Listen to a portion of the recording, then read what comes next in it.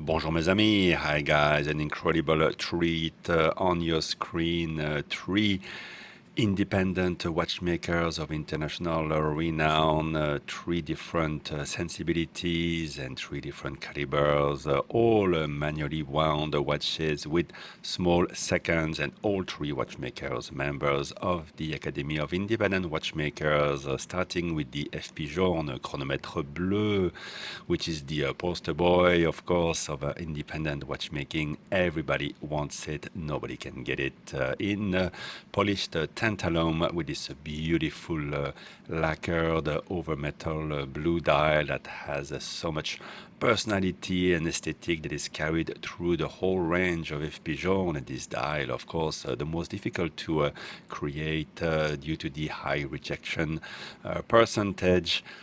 Very thin watch. Next to it, we have a fully handmade watch. The wait time for Haldimann is counted in years. Beat Haldimann is a descendant of a long line of watchmakers who started in the 17th century. Look at the beautiful pebbly dial with the printed Roman numerals. Very original presentation. The subdial for the seconds is at the 5 o'clock, and it is a Swiss handmade rare treat, and especially this case, which is in steel, while normally they only come in gold. The case, as you can see, is concave with a more classic look for the lugs, welded to the case with an onion crown. And the third watch is the return of great watchmaker Nicola Deloy. The case is in tantalum with a modern look and a beautiful outline, as you can see. So Nicola Deloy worked many years for the Patek Philippe Museum. He's a classic Geneva watchmaker, and he had created his own line of watches several years ago. The brand went a bit dormant, and now it is back with the renaissance with these exceptional timepieces. There are different configurations available for this Renaissance. Here we have the classic Roman numerals, and the dial for the subsequence is at the 6 o'clock. The dial in black, very discreet, and you have a jewel there in the crown. Now let's turn around the watches and admire the calibers. All of them are fully original calibers by those watchmakers. So Nicola Deloy has created his own tractor, as you could call it. And you can see here the beautiful handmade engraving. So the caliber not only powers the simple time-only watches, but it has a long power reserve and torque, and is able to power complications as well. I believe in the past he did issue some perpetual calendars. Anyway, let's look at the beautiful Geneva striping. We have a perlage on the base plate, of course, and the opulent beveling. Classic Geneva type of finishing. You have jewels held in chatons as well, and I'll let you admire all the different type of polished details and the outward angle there as well on the bridge of the bevel.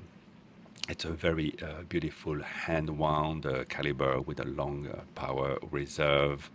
And we expect to see a lot more by Nicola Deloy, who is back making his own watches. So he's issued a small series for the collectors. I think it's been very successful, and the look of this caliber is extremely attractive. But why don't we compare it to the original architecture of Journe, who hides a part of the gear train under the dial. So you have those very clear channels between the barrels, in this case two barrels in parallel to provide a more even torque through the power reserve. And you have a clear channel separating it from the the balance wheel, the regulating organ of this watch, and I'm very sensitive to this beautiful aesthetic, more than to maybe the finest of finishing. So Journe, the caliber here is in 18 karat gold, so you do get a lot for your money. These are expensive watches, but 18 karat gold caliber. And yeah, it is said that it is partially finished by machine, but also there is a lot of hand finishing in these calibers. Maybe it looks less opulent than the previous caliber we were looking at, but I still think it's beautiful. And as I said, I love the architecture, the aesthetic, and you see the barleycorn finishing on a part of the plate, and perlage at the bottom on the main plate. And look at the same attention to the details, of course, the polished screws and the polished screw sinks as the Deloy caliber. It is still beautiful to behold, and extremely thin. And I love the attention to chronometry that Journe puts at the entry level. This is supposed to be the entry level, and of course, on the market, these trade for twice the retail of or thereabouts. The retail is similar between these two watches. Of course, fewer people will have heard of the Deloy. There's a lot more exclusive so far, but it doesn't mean that the Journe makes that many watches. So the wait for these is very long. Now, totally different aesthetic, different approach, and of course here you have a central balance which is extremely difficult to realize. You're unlikely to see many watches with this. I would even call it a complication, very difficult to make. And here you have just one plate with the different openings, and frosted finishing mainly, and beautiful brushing and snailing applied. This is a caliber H11, and this is just the entry level for Haldimann. Extremely expensive watches. It takes, as I said, years to get yours, but what a treat for the collector who just wants the very best, the rarest, and the ultimate handmade watch, with the ultimate attention to every little detail.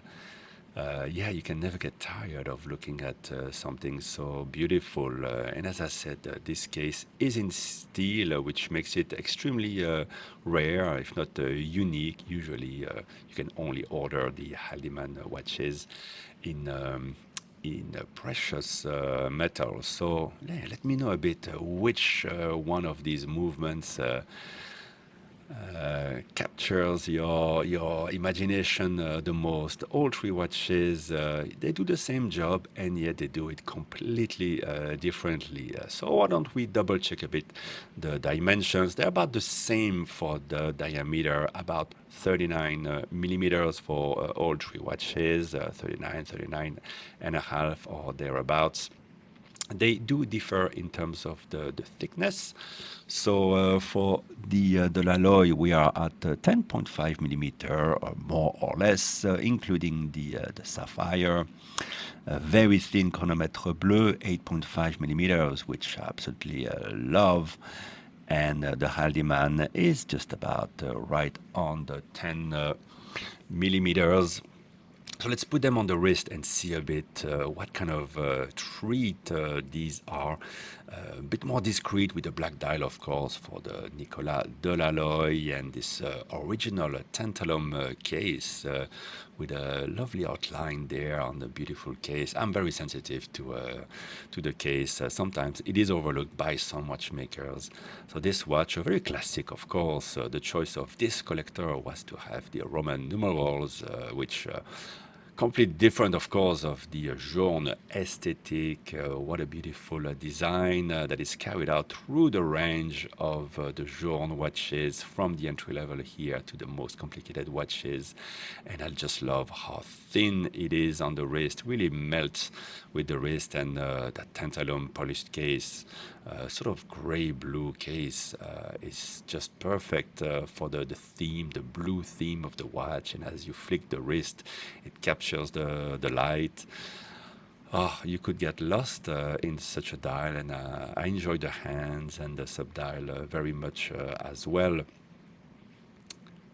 But what about the Haldimann with it's a concave case, completely different experience on the wrist, and yeah, you feel the handiwork, the handmade. Of course, the Journe now they make a few hundred watches a year. He focuses maybe on the higher end, on designing the next complication. So maybe Journe has not even touched the chronometre Bleu that you will purchase.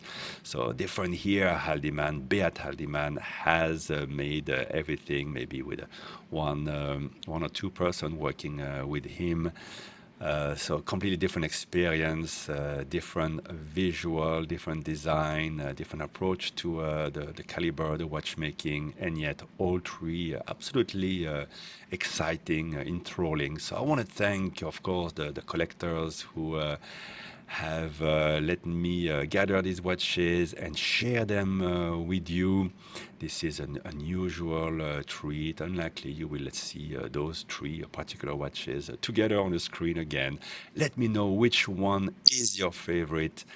And yeah, for me, I have to say, I love the Journe. It just wears amazing on the wrist. Bye bye.